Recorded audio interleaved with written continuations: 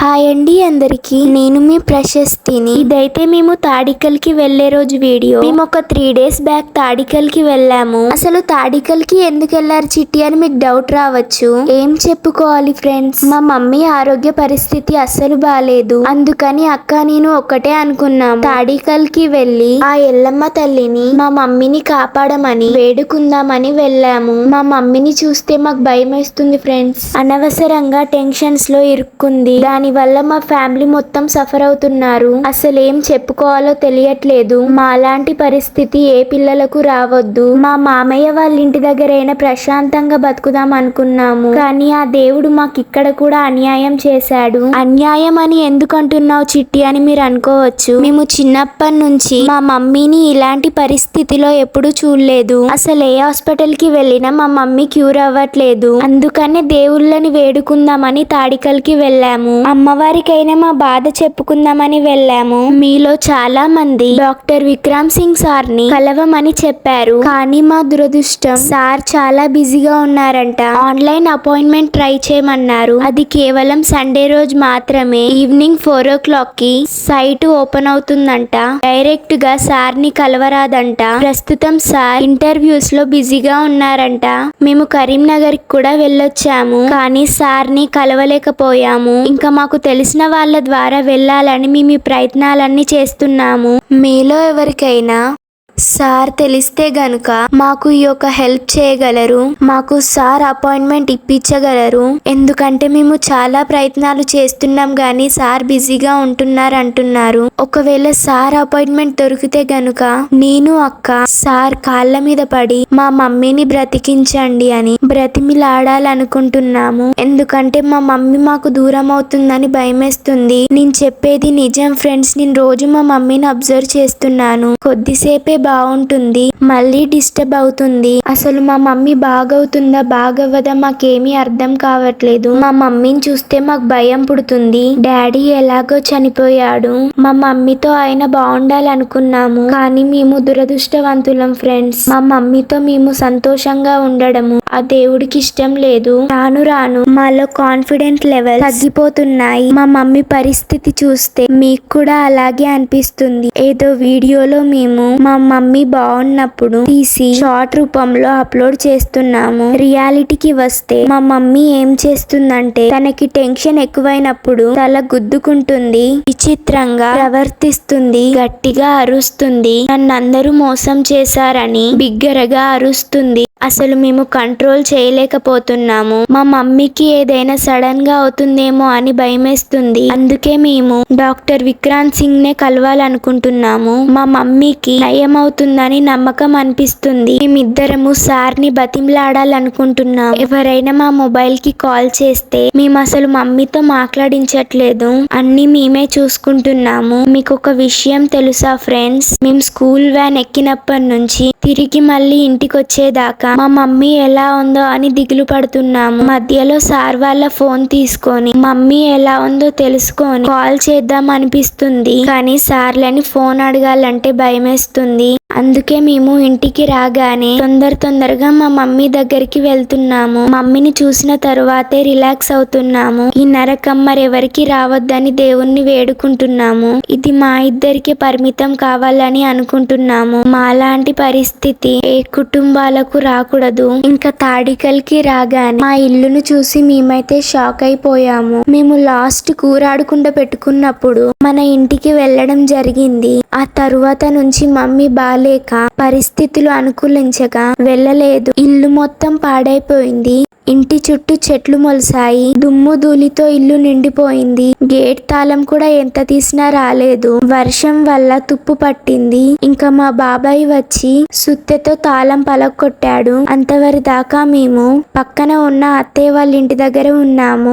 మీ అందరికీ తెలుసు కదా, ఇంతకు ముందు మన వీడియోస్ లో పద్మత్తయ్య అని చెప్పాము. ఆ అత్తయ్య వాళ్ళ ఇంటి దగ్గర ఉన్నాము. అలాగే మా బాబాయ్ వచ్చిన తరువాత ఇంటి తాళం పగలగొట్టి ఇంకా వెళ్ళండి చిట్టి అన్నాడు. మేము ఇంట్లోకి వెళ్ళగానే ఇంటి నిండా హౌస్ షిఫ్టింగ్ అప్పుడు బ్యాగులే ఉన్నాయి. ఎందుకంటే మేము హౌస్ షిఫ్ట్ అయినప్పుడు ఆ సామాన్ అంతా తాడికల్లోనే ఉంచేసాము. అదంతా అమ్మమ్మ వాళ్ళ ఇంటికి తీసుకొస్తే ఇక్కడ స్థలం సరిపోదని ఆల్రెడీ అమ్మమ్మకి సామాన్ ఉందని, అది ఇది ఎక్కువైపోతుందని రఘు మామయ్య వద్దన్నాడు. నా వాయిస్ కొంచెం బ్లర్ వస్తుంది, ప్లీజ్ ఫ్రెండ్స్ అడ్జస్ట్ చేసుకోండి.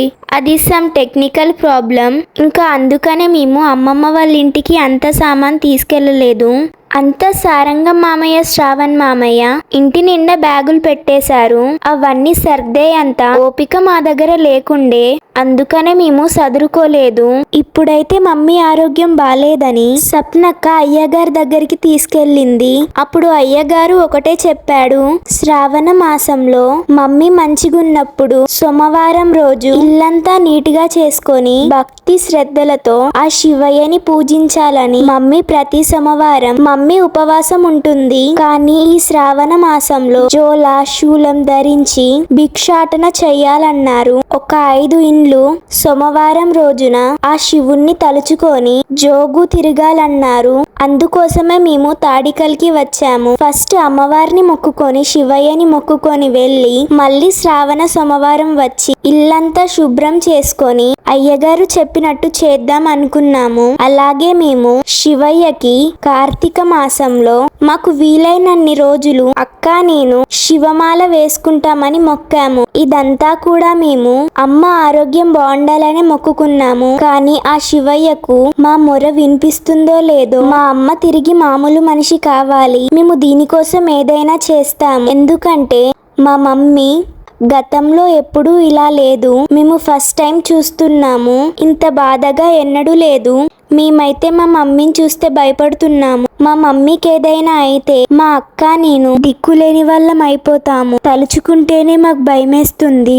అందుకనే మేము మనస్ఫూర్తిగా శివయ్యని వేడుకుందామని వచ్చాము. తాడికల్లోని మా ఇంటికి రాగానే మా నానమ్మ, మా బాబాయ్, మా పెద్ద డాడీ, మా సౌమ్యక్క, పద్మత్తయ్య ఇంకా చాలా మంది మమ్మల్ని కలవడానికి వచ్చారు. మమ్మీని చూడగానే అసలు ఏమైంది నీకు, ఇలా ఎందుకు అయ్యావని బాధపడ్డారు. ఆ దేవుడికి అసలు కనుకరం లేదని బాధపడ్డారు. అందరూ కూడా మా కోసం చాలా బాధపడ్డారు. అక్కని నన్ను దగ్గరికి తీసుకొని ధైర్యంగా ఉండాలి చిట్టి, మీ మమ్మీకి మీరే ధైర్యం అని చెప్పారు. ఆదివారం రోజున మా రెండో మామయ్య వాళ్ళ కూతురిది పెళ్లి మీ అందరికీ తెలుసు కదా. రమ్యక్క మన వీడియోస్ లో చాలా సార్లు వచ్చింది. అక్క ఎంగేజ్మెంట్ కూడా అయిపోయింది, మేము అటెండ్ చేయలేదు. ఏంటో ఫ్రెండ్స్, మేము రమ్యక్క పెళ్లి మీద చాలా ఆశలు పెట్టుకున్నాము. చాలా ఎంజాయ్ చేయాలనుకున్నాము. మా చిన్నతనం నుంచి మేము ఇంతవరకు మా ఇంట్లో ఏ శుభకార్యానికి వెళ్ళలేదు. ఎందుకంటే మా డాడీ ఎప్పుడు బాగుండేవాడు కాదు. మా పెద్ద మామయ్య వాళ్ళ ఇంట్లో పెళ్లిళ్ళకు కూడా అటెండ్ కాలేదు. ఇప్పుడు ఈ పెళ్లికైనా వెళ్దాం అనుకున్నాము. ఒకవేళ మేము ఈ పెళ్లికి కనుక వెళ్తే మా కుటుంబంలో మేము అటెండ్ చేసిన మొదటి పెళ్లి. కానీ మాకు ఆ అదృష్టం లేదనిపిస్తుంది. మా జీవితాలు బాధలకి పరిమితం. ఒక్కొక్కసారి మాకేమనిపిస్తుందంటే అసలు మాకే ఎందుకు ఇలా జరుగుతుంది, మేమేం తప్పు చేశామని అనిపిస్తుంది. ఆ దేవుడు కనబడితే ప్రశ్నించాలనిపిస్తుంది. అలాంటప్పుడు ఎందుకు పుట్టించావని నిలదీసి అడగాలనిపిస్తుంది. ఆ దేవుడిపై మాకు కోపం కూడా వస్తుంది. కానీ బాధపడడం తప్ప ఏం చేయగలం. ఇన్ని బాధలు భరించి భరించి మాలో ఓపిక కూడా నశిస్తుంది. మాకేం చెప్పుకోవాలో కూడా అర్థం కావట్లేదు. కానీ మీతో చెప్పుకుంటే మా భారం తగ్గుతుందని చెప్పుకుంటున్నాము. ఎందుకంటే ఎప్పుడైనా మన బాధను ఒకరితో షేర్ చేసుకుంటే అది తగ్గిపోతుంది. ఈ విషయం నాకు సప్నక్క చెప్పింది. మా సప్నక్క మాతో ఒక్కటే అంది, మీకేదైనా బాధ ఉంటే నాతో చెప్పుకోండి లేదా వానక్కతో చెప్పండి. ఇంకా మీకు అమ్మమ్మ మామయ్యలు కూడా ఉన్నారు. నేను చనిపోయేటప్పుడు వంశన్నకు ఒక్కటే చెప్తాను, వాళ్ళు మరదళ్ళు కాదురా, నీ చెల్లెల్లా అనుకో. వానక్కను ఎలా చూసుకుంటున్నావో నా కోడళ్ళని కూడా అలాగే చూసుకో. ఇదే నా చివరి కోరిక అని చెప్పి చనిపోతానని చెప్పింది. ఆ మాటలు అంటూ మమ్మల్ని పట్టుకొని ఏడ్చింది. మాకైతే అసలు దుఃఖం ఆగలేదు ఫ్రెండ్స్. ఎందుకక్క అలా మాట్లాడుతున్నావు అని మేము బాధపడ్డాము. లేదురా చిట్టి, ఇది నిజం, మీకెవరూ లేరు అనుకోకండి. నేను వంశన్నకి మీ గురించి చెప్తాను, మీకు వంశన్న ఎప్పుడు అండగా ఉంటాడు, అస్సలు మీరు బాధపడకండి అని చెప్పింది. మీ ప్రాణాలకు మా ప్రాణాలు అడ్డేస్తామని చెప్పింది. ఇకనైనా మీరు సంతోషంగా ఉండాలిరా అని చెప్పింది. మా తమ్ముని ప్రతిరూపం మీరు సంతోషంగా లేకపోతే మా తమ్ముడి ఆత్మ శాంతించదని చెప్పింది. మేము వీడియోస్ లో చూపించట్లేదు కానీ మమ్మీకి ఎక్కడ నయమవుతుందో ఏమో అని చాలా ప్రయత్నాలు చేస్తూ చాలా చోట్లకు స్వప్నక్క తీసుకెళ్తుంది. ఈ శ్రావణ మాసంలో మమ్మీని వెమ్లవాడకి తీసుకెళ్లి ఎత్తు బంగారం కూడా ఇస్తారంట. అలాగే ఇంటి దగ్గర అన్ని దేవుళ్లకు కొబ్బరికాయలు కొడతారంట. ఆ శివయ్యకు జోలాశూలంతో భిక్షాటన చేసి ఆ బియ్యంతో ప్రసాదం చేసి అందరికీ పెడతారంట. ఇలా మా సప్నక్క మా మమ్మీ బాగవ్వడానికి అనేక ప్రయత్నాలు చేస్తుంది. మా సప్నక్క చాలా ఏడుస్తుంది. ఇంకా రమ్యక్క పెళ్లి పనులు జరుగుతున్నాయని మేమైతే సప్నక్క దగ్గరనే ఉండిపోయాము. ఎందుకంటే మమ్మీ బాలేదు కాబట్టి అందరూ డిస్టర్బ్ అవ్వద్దని మేము ఈ నిర్ణయం తీసుకున్నాము. కానీ మా అమ్మమ్మ చాలా బాధపడుతుంది. ఇంకా మా మామయ్య ఫోన్ చేసి ఇంటికి రమ్మని అడుగుతున్నాడు. కానీ మమ్మీ నేను వెళ్ళి అందరినీ బాధ పెట్టడం నాకు ఇష్టం లేదు అని చెప్తుంది. మమ్మల్ని పంపిస్తానంటుంది. కానీ అక్క నేను ఒక్కటే అనుకున్నాము, మమ్మీని ఈ పరిస్థితిలో వదిలేసి మనం మాత్రం సంతోషంగా ఎలా ఉంటామని అనుకున్నాము. అందుకనే మేము మా మమ్మీని వదిలిపెట్టి వెళ్ళట్లేదు. మా మమ్మీని జాగ్రత్తగా చూసుకోవాలని అనుకున్నాము. ఈ వీడియోస్ కూడా మొత్తం మేమే చూసుకుంటున్నాము. 15 రోజులు మేము వీడియోసే పెట్టలేదు. కానీ మా మామయ్య మమ్మల్ని అలా పెట్టకపోతే ఇన్ని రోజుల మీ కష్టం వృధా అవుతుందని, మీకు యూట్యూబ్ లో చాలా మంది అభిమానులు ఉన్నారని, ఖచ్చితంగా మీకు వీలైనప్పుడు వీడియోస్ పెట్టాలని చెప్పాడు. దాని వల్ల మీకు కొంత బిజీగా కూడా అవుతారని అన్నాడు. ఇంకా అందుకనే మేము వీడియోస్ అప్లోడ్ చేస్తున్నాము. అది కాకుండా మీతో చెప్పుకుంటే మా మనసులో భారం తగ్గుతుంది. మీరందరూ కూడా మా అమ్మ మళ్ళీ తిరిగి నార్మల్ అవ్వాలని, మాతో సంతోషంగా గడపాలని, మా మమ్మీ టెన్షన్స్ మొత్తం పోవాలని మనస్ఫూర్తిగా కోరుకోండి. ప్లీజ్ ఫ్రెండ్, మీ దీవెనలు ఆ శివయ్యకు వినిపించి మాపై కాస్తైనా జాలి కలుగుతుందేమో అని చిన్న ఆశ. వీడియో చూస్తున్న వారిలో ఎవరికైనా డాక్టర్ విక్రాంత్ సింగ్ అపాయింట్మెంట్ తెలిస్తే గనుక దయచేసి మాకు చెప్పండి. మేం ప్రయత్నం చేస్తున్నాం కానీ ఫలించట్లేదు. మీ ద్వారా మాకేదైనా సహాయం చేయాలనుకుంటే సార్ని కల్పించండి. మేము సార్ని రిక్వెస్ట్ చేసుకుంటాము. మా మమ్మీని తిరిగి మామూలు మనిషిగా చేయాలని అడుగుతాము. మా మమ్మీ ప్రాబ్లమ్స్ అన్ని సార్తో చెప్తాము. మాకు నమ్మకం ఉంది, సార్ ద్వారా మా మమ్మీ బాగవుతుందని మాకు అనిపిస్తుంది. ఎందుకంటే మేము సార్ వీడియోస్ చాలా చూసాము. అక్క నేను సార్ని రిక్వెస్ట్ చేయాలని అనుకుంటున్నాము. మేము మీ సబ్స్క్రైబర్స్ ని సార్ మా అమ్మని కాపాడమని అడుగుతాము. సార్ తప్పకుండా మాకు సహాయం చేస్తాడని అనుకుంటున్నాము. మీరు కూడా ప్రయత్నం చేయండి ఫ్రెండ్స్. ఎవరు తప్పుగా అనుకోకండి. మీరు తప్ప మాకెవరూ లేరు.